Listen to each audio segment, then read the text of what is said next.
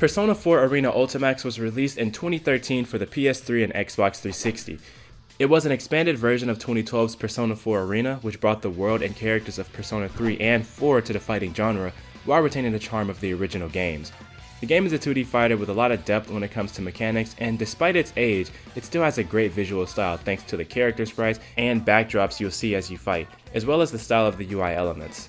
One of the big selling points of this game when it first came out was being able to see characters from Persona 3 and 4 interact in the story, as well as the allure of pitting them against each other as opposed to fighting shadows in the original games. And even now, seeing this crossover is still awesome. Ultimax reviewed very well and became a classic within the Persona fanbase as it introduced new players into the series. The only caveat was the fact that the game was never ported to current gen consoles, and for almost a decade it was stuck on the PS3 and Xbox 360. That is, until now. While there isn't much new with this release, you do have all the content including DLC from the original release in one package. So, is it just as fun now as it was then? Well, let's find out.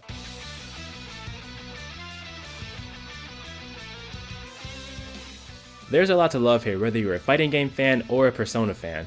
This game has tons of personality from the sprites themselves to all of the visual effects on screen during battle, as well as the music, some of which comes from Persona 3 and 4 alongside some original themes. It also has satisfying gameplay that's easy for beginners to get into but complex enough to encourage higher level play, as well as a story that's pretty deep compared to other fighting games. It's also packed with content compared to the original Persona 4 Arena, such as new music tracks and characters. The biggest addition, however, is the new story mode. And this will be the first thing you see as you fire up the game. You have access to both the new Ultimax story mode as well as the original story mode, which is very helpful because Ultimax is a direct sequel to the first Persona 4 Arena game. Without spoiling anything, the story mode has the main character, Yu Narukami, and his friends thrown into a tournament hosted by Teddy, who is another character from the original game. While I think the story is a welcome addition and worth trying out in this game, because it's a sequel to the original Persona 4, I'd personally recommend playing that first if you really want to get an appreciation of the characters and the situations they find themselves in. You'll get an idea of what's going on because the game does give you a little bit of backstory, but the story mode will likely be a lot more enjoyable if you have played the original. I'd also like to point out that the story mode is very heavy on text. Sometimes you'll be out of fights for so long that it almost feels like a visual novel. This wasn't a huge deal for me, mainly because I already love these characters and seeing more of them is only a good thing. Outside of the story is a slew of modes to dig into. You have the typical arcade mode in fighting games in which you are pitted against enemy after enemy until you can make it to the end. It's a ton of fun, but unfortunately when you lose, you have to start all the way over. There's also score attack mode. This mode is similar to arcade mode, but each enemy following the next is a lot harder, and this mode specifically requires a very high skill level to fully complete. I still haven't finished it myself, and I don't see myself doing so until I've gotten extremely good at this game. It's definitely going to take me some time. There's also Golden Arena mode, which is my personal favorite. You get to fight enemies and you go deeper into a dungeon and fight the final boss. This mode feels the most like a Persona game because it incorporates RPG elements such as learning new skills, leveling up, and increasing your stats, all of which will help you progress in battle. And then you have your Versus mode, which is your typical mode if you want to do normal fights with another player locally. Even though these modes all involve you fighting an enemy, the different elements of them help keep the game from feeling too repetitive. And speaking of the slew of modes, you also have a slew of characters to choose from. The roster includes characters from Persona 3 and Persona 4, as well as a few characters that originate from the Arena games. You can also choose shadow versions of most of these characters, which have slightly different properties that calls for a different playstyle. The addition of these shadow characters almost doubles the roster, so you have a good amount to choose from. To talk about gameplay, it's fast-paced and satisfying as you would expect from an Arc System Works fighting game, only this time with a lot of the flair of the Persona games, including mechanics from the main games. Fighting feels very natural thanks to the button setup.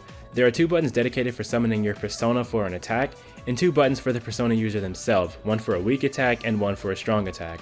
The biggest thing that makes this game easy to get into is the fact that you can mash away with a weak attack, and the game will automatically allow you to do some nice combos, with some even leading into special attacks. You can even start off by mashing and then transition into another attack halfway through to change up your pressure. Of course, the mechanics are very in-depth in this game and there is a lot to learn outside of just mashing the same button. That's where practice mode comes in handy. You can choose lesson mode, training mode, or challenge mode. Lesson mode has you learning new techniques in rapid succession. I find this mode extremely useful because I can click whatever tutorial I want and try it over and over until I'm comfortable using that technique in normal fights. Training mode is your typical mode where you can freely practice your combos against the dummy AI without on-screen tips telling you what to do. And finally, there's challenge mode, where you have to perform the attack shown on screen to progress. This mode in particular is for those who have invested a lot of time into the game because the combos that the game demands of you are really tough for beginners. I recommend starting out in a practice session because it teaches you everything from basic movement to things like using all-out attacks. Spend your time here to learn the game, and in no time, you'll be able to take on tons of players online. And speaking of online play, I played the PS4 version of Persona 4 Arena Ultimax through PS5 backwards compatibility. And while I wasn't able to test any online matches for myself during this review period, I can confirm that the PS4 and PC versions of this game will have rollback netcode. This was a highly requested feature, and it's nice to see it implemented in this game. However, it won't be coming to every platform. Specifically, the Nintendo Switch version will not have rollback, and as of now, it doesn't seem likely that it will in the future. This is a disappointment mainly because rollback netcode drastically improves the user experience during online play. Another big difference is the fact that the Switch version of the game does not have the same lobby functionality that the PS4 version does. You're still able to create and join rooms, but the lobby where you run around as a little sprite isn't available on Switch. It would have been nice for all versions to have the same functionality for its multiplayer, but aside from the online differences, the Switch and PS4 versions are basically identical. And the same goes for performance. I was able to play both the PlayStation and Nintendo Switch version of this game, and I'm happy to say that both versions look and run extremely well. 60 FPS across the board, I haven't noticed any dips, and visually the game looks great, whether you're playing in handheld mode or dock mode on the Switch, or playing on the PlayStation. And this is great for the Switch version in particular because it's pretty much the full experience that you can take anywhere with you, meaning that it's going to become my travel companion so I can train wherever I go. Overall, I had a great time playing Persona 4 Arena Ultimax. I had a ton of fun playing it back in 2012, and it's still a blast today. It's awesome to see this game finally come to modern consoles, and hopefully it finds a new audience, especially thanks to how popular the Persona series has become. This port doesn't add much in terms of content, but if you've played the game before and are a fan of online play, I'd say it's worth diving into again. The online experience should be much better than it has ever been before if you play the PlayStation 4 or PC version thanks to the implementation of rollback netcode. And if you've never played the Arena games, well, now is the time to jump into the ring and experience greatness. I like Persona 4 Arena Ultimax a lot. I can see myself putting a lot of time into this game. It feels like I've barely scratched the surface in terms of mechanics, and as of now, I still have a ton to learn before I can consider myself good. That being said, I'm really looking forward to spending even more time in this game to hone my skills and pull off more satisfying combos. With the amount of content this game offers, on top of it being extremely fun to begin with, it's easy to recommend to anyone who is a fighting game fan, a Persona fan, or both. This game really has it all.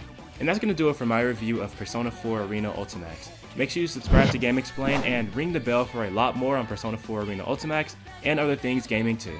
Until next time.